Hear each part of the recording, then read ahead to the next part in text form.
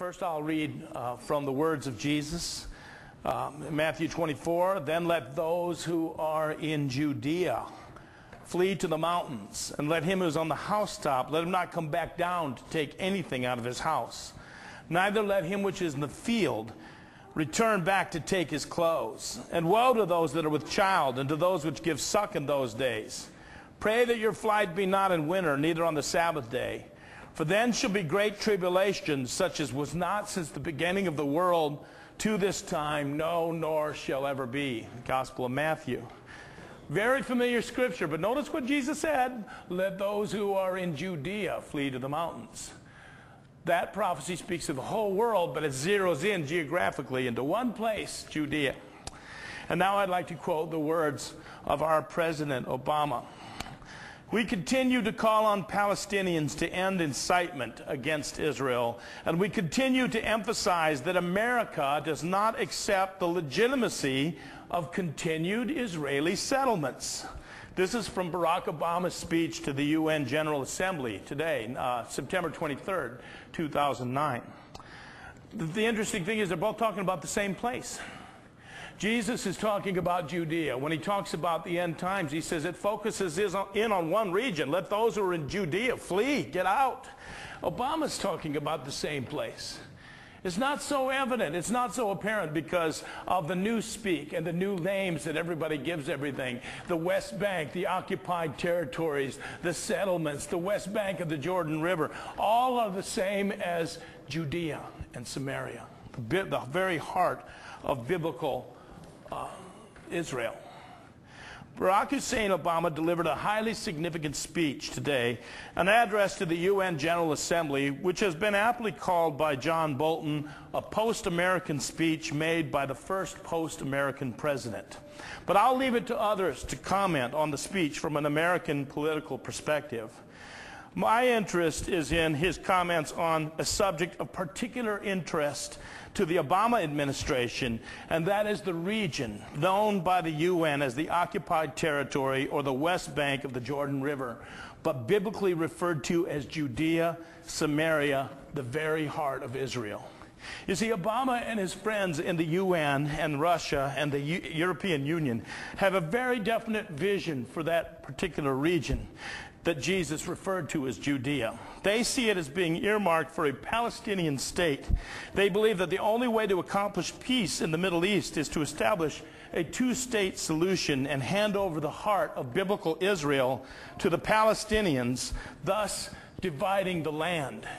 Now, the prophet Joel referred to this. He said he'll bring all the world down into judgment because they parted my land. This is why the Obama administration, like no other U.S. administration, has adamantly been insistent on imposing a no natural growth policy on the Jewish settlements that are erected in Judea. Here's an excerpt from the Haaretz, which is an Israeli newspaper article. Its headline is, U.S. turns up heat on Israel over settlements. Israel is under increased pressure from the United States over settlement construction. In the past month, since Barack Obama was sworn in as U.S. president, Israel has received 4 official complaints from members of the administration regarding various issues linked to West Bank settlements.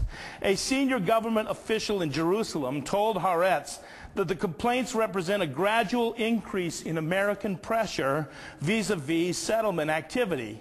This is going to be one of the main issues that the Obama administration will be dealing with in the coming weeks and months. And basically the 4 complaints were in regards to the Jewish government tore down squatter settlements made by Palestinians in East Jerusalem. They complained about that.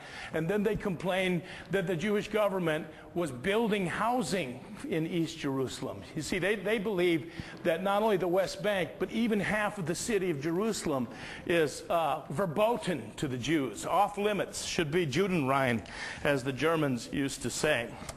And they also complained about outposts that were erected in the so-called West Bank of Jewish settlers. Here the increased U.S. applied pressure is documented in an article from the June 23, 2009 online edition of the Jerusalem Post entitled, U.S. Settlements Freeze Must Include Jerusalem. It's not just the West Bank, it's Jerusalem itself. And I quote, Jewish neighborhoods in East Jerusalem are included in the U.S. demand that Israel halt settlement construction, including for natural growth, State Department spokesman Ian Kelly told the Jerusalem Post during a press briefing on Monday. We are talking about all settlement activity, yes, in the area across the line, he said, referring to neighborhoods in Jerusalem over the Green Line or pre-1967 Armistice Line in response to a question on where America's calls to halt construction in the settlements would be applied. The Obama administration has appointed George Mitchell, a former senator of the U.S., as the Middle East envoy. And George Mitchell was asked at a State Department press conference, what do you mean when you insist on no natural growth? And he said, we will be looking at the numbers of Jewish babies born in this area. This harkens right back to Nazism. It is stunning to realize that the Obama administration would arrogate to itself the authority to demand that Jewish natural growth cease, not only in Judea, but even up to and including East Jerusalem. No Jewish legitimacy, no Jewish housing, no Jewish settlements, no Jewish immigration, and no increase of Jewish population. Obama is literally setting himself up to be the next Pharaoh and the U.S. to become the next Egypt. That last paragraph is mine. That's my words. It is ironic but fitting that the most adamantly pro-abortion administration in U.S. history, Obama and Hillary and the State Department, would also be anti-Jewish baby. This is so prophetic. Here's another article from the United Kingdom Times online. U.S. fury as Israel defies settlement freeze call. We regret the reports of Israel's plans to approve additional settlement construction, Robert Gibbs, the White House spokesman, said.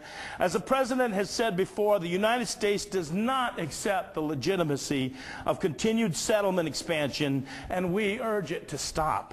In the end, America will be forced to do what is necessary to bring the Israelis and the Palestinians back to the negotiating table. I tremble over that. That's Robert Gibbs.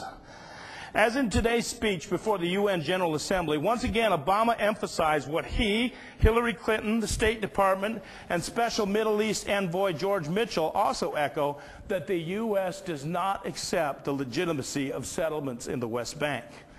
But Jesus predicted that the issue of Judea would become a catalyst for the coming of tribulation such as never was seen before on the earth, nor will ever see again. And Zechariah the prophet, also foretold that the last days would see a worldwide siege, literally a siege, against both Jerusalem and Judea. And Zechariah specified that. In fact, I'll quote, "Behold, I make Jerusalem a cup of trembling unto all the people round about, when they will be in siege, both against Judah and Jerusalem. And in that day I'll make Jerusalem a burdensome stone for all people. All that burden themselves with it shall be cut into pieces, though all the earth be gathered together against it." You think about it. Addressing the United Nations General Assembly, every dictator in the world gathered today. And rather than rebuke these murderous people, Obama's concern is Judea. Well, I've got news for you. So is Jesus's. The prophet Ezekiel actually dedicates a whole prophecy, Ezekiel 36, to that same region. And he literally says, people are talking about you. The talkers have taken you up as a big topic. He's talking about the UN. But hearken to what Ezekiel said. I'm almost done here. Ezekiel says, "You have been taken up in the lips of talkers and are an infamy of the people. These mountains shall yet yield their fruit to my people Israel, who are at hand to come. For behold, I am for you, and I will turn unto you, and you will be tilled and sown, and I will multiply men upon you, all the house of Israel, even all of it. And the cities will be inhabited, and the waste will be builded, and I will multiply upon you man and beast, and they will increase and bring fruit, and I will settle you after your old estates, and will do better to you than at your beginning. And you will know that I am the Lord. Yea, I will cause men to walk upon you, even my people Israel." The prophet predicted it would be Israel. "And they will possess ye, and you will be their inheritance, and you will not henceforth bereave them of men." And then in closing, I think we have a conflict brewing. Obama, the UN, the EU, the Arab states, and Russia have one vision for Judea, and the God of Israel and of Jesus Christ has another vision. This is going to get intense.